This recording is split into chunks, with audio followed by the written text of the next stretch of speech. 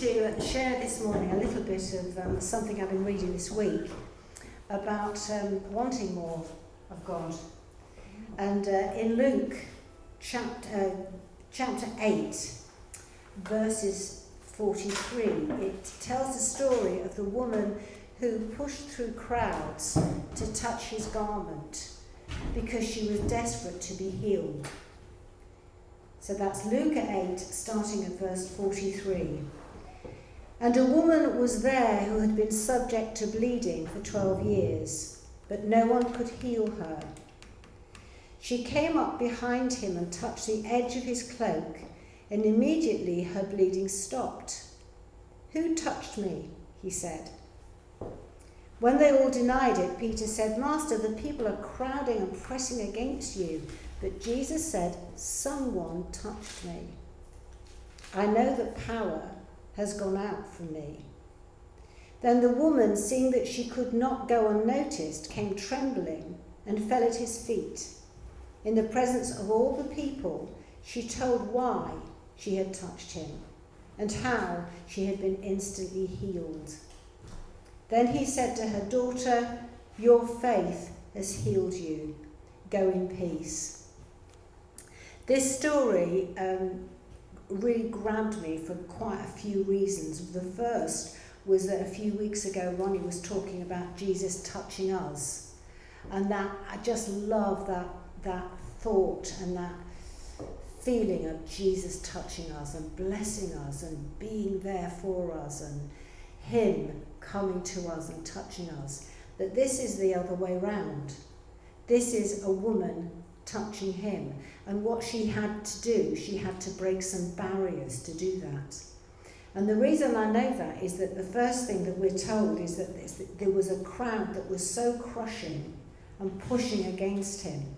So what it tells me is that Jesus was right in the middle of a rabble. He was in the middle of a crowd of people wanting his attention. And this woman who in the Jewish law, because she had been bleeding for 12 years, would have been unclean. So she shouldn't really have been in company, I don't think, should she? She was determined to break through the barriers of her beliefs and touch the Lord. She knew that if she touched his body, he would be unclean, most probably.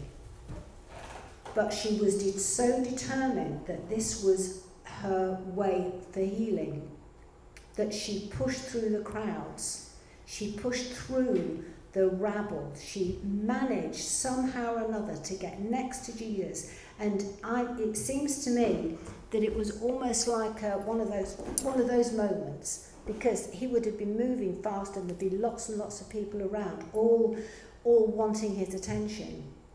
So I don't think it was a thing of she touched him and she held him like this for a while. I don't think that from the scriptures here, the scene that I get is that she touched him and instantly she was healed. But the fabulous thing about this is that Jesus knew that something significant had happened to somebody, because he said, "Who touched me?" Now, there must have been so many people around him while the disciples said, "What do you mean, who touched you? There's loads of people touching you." But he knew that something particular had happened to somebody. He said, "I felt power come from me." And that, again, it sort of almost blows my mind to think that when Jesus heals us, when he does something for us, power comes from him. He feels it, he knows it, he understands it. And I've never really thought about that. And I don't think we've got the equivalent for ourselves. I was talking to Ronnie about this earlier, thinking that, sometimes if you're really tired and somebody needs your help or service or whatever, you push through that tiredness. So in that way, I guess, you feel power coming out of you. I can't think of an equivalent. I mean, it'd be interesting for you all to think on this and to think of an equivalent for yourself. But Jesus knew that power had left him.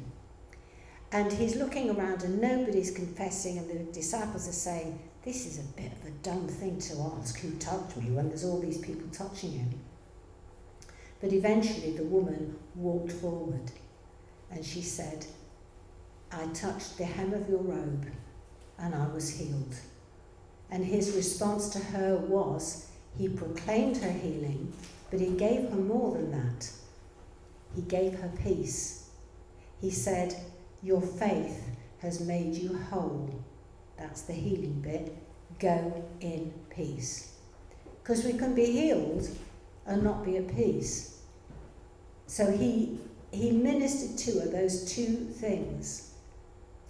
But the main thing for me is that she broke down barriers. She was so determined to get to the Lord. She broke down her barriers of what was acceptable, to push through crowds when she was unclean.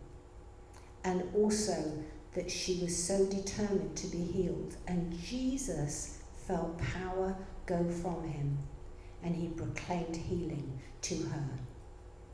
I think that's just the most wonderful story. Do you want to add anything, Ronnie? Yes. I thought you might. Just move over a bit, Midge. Jesus says, who touched me?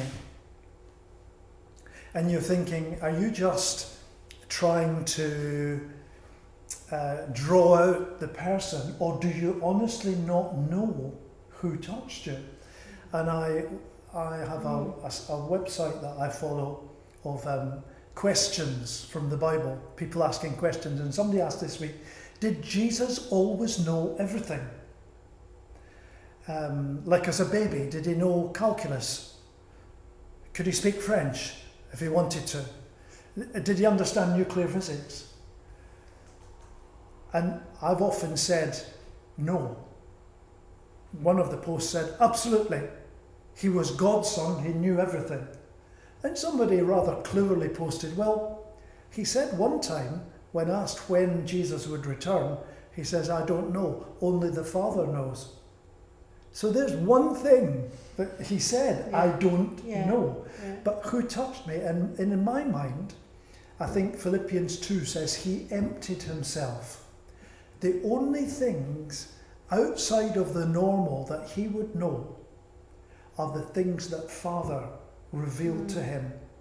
So he would say, Nathaniel, when you were under the fig tree, I saw you. Yes. Is that a supernatural revelation that he was given? I think it was.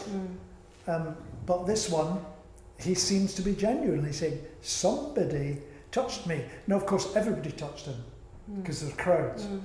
But somebody really touched him, touched him for healing. Yes. And it's just fascinating. What would be your understanding of what that thing was, I felt power leave me? Because, I mean, it's in the word, I felt power go out from me.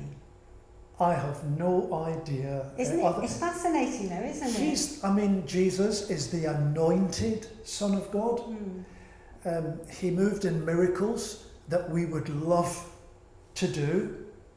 And of course, if you're super spiritual, you say you can do them, but they're very rare.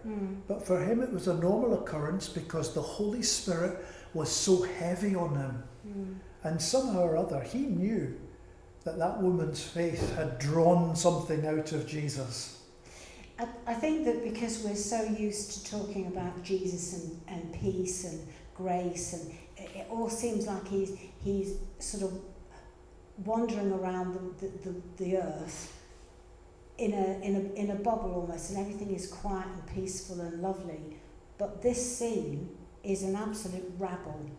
People are pushing against him. People are wanting to, the crowd is surrounding him hugely. He was very vulnerable in that crowd. Because he's on his way to do a healing. Yes, he's on his way to heal. My daughter's died. And the synagogue room, and he's on his way. So we'll have to stop our conversation. We've got a service to. Oh, okay.